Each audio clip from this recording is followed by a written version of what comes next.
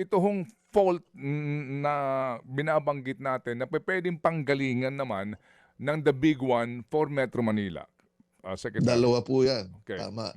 Mabuti't binanggit mo, Ted, no? Mhm. Dalawa ang 18 earthquake scenario ang ating inaral sa Metro Manila. Dalawa dyan ang ating scenario na ginagamit sa kahandaan.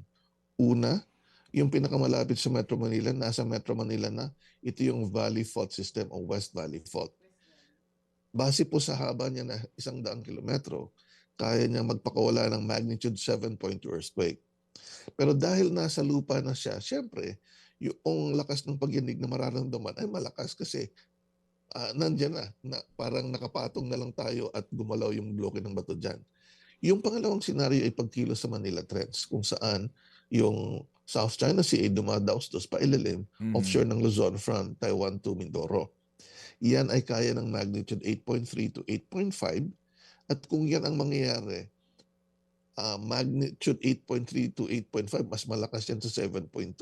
Pero dahil nasa dagat na siya, mas malayo siya sa lupa, yung lakas ng pagyanig hindi kasing tindi. Dahil nga nabawasan na yung enerhiya kasi gumagapang sa distansya at kapal ng bato, na uubos siya. Pero yung epekto ay intensity 8 din, kumpara sa magnitude 7.2, intensity 8 din. Pero yung pag-angat ng bato sa ilalim ng lupa ay pwedeng mag-generate ngayon ng tsunami.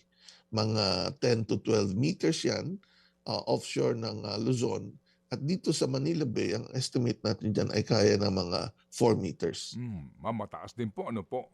Mataas din yun. 4 na metro. So ito pong West Valley Fault na ito, yan ho ba lamang, maliban doon sa Manila Trench, yan ho ba lamang ang maaring panggalingan ng malakas na pagyanig na maaring makapagbigay po ng pinsala ng lubos sa Metro Manila, o pwede rin po yung dati na pong gumalaw noong July 16, 1990?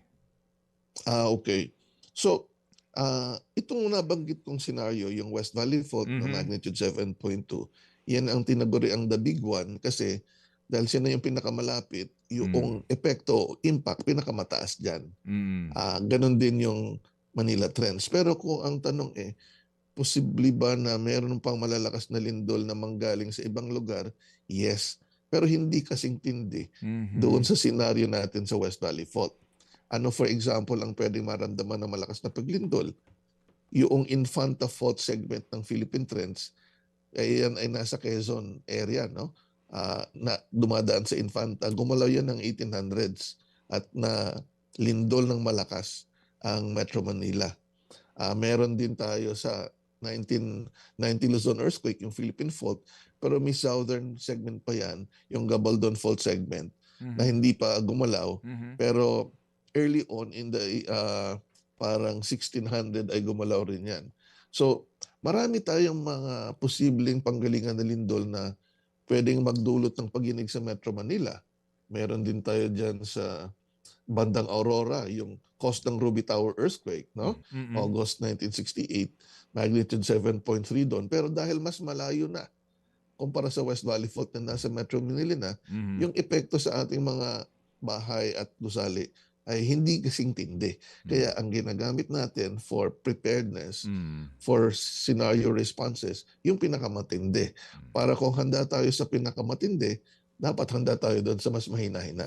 Mga kapatid, patuloy po kayong tumutok sa 105.9 True FM para sa totoong balita, informasyon, music, and entertainment. Mag-subscribe sa aming YouTube channel at podcast at sundan nyo kami sa Facebook, Instagram, X at TikTok sa True Network PH. Bisitahin din po ang aming official website, truefm.ph.